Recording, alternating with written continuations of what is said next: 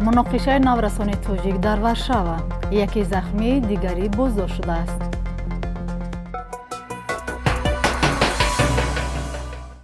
در شهر وارشاوای لهستان در پی مناقشه دو نورسی 15 ساله توجیک، یکی زخمی و بستری دیگری بازداشت شد. در این باره پلیس لهستان خبر داد.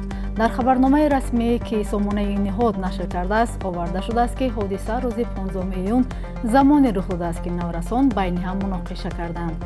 در نتیجه یکی از آنها همسالش را با سلاحی که قبلا از اینترنت خریده بود زخمی کرده است. پلیس بعد رسیدن به جای حادثه معین کرده است که جراحت نورس جدی نبوده به جانش خطر تهدید نمی کند.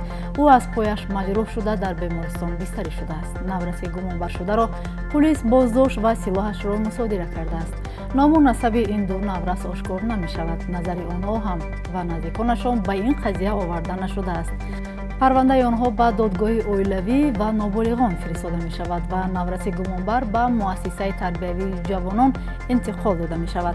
ماه فوریه امسال نیز شهروندان تاجیکستان را در پی زنازنی گروهی از مهاجران در این کشور بازداشت کرده بودند. بعد این حادثه یک نفر زخمی و 3 تن بازداشت شدند.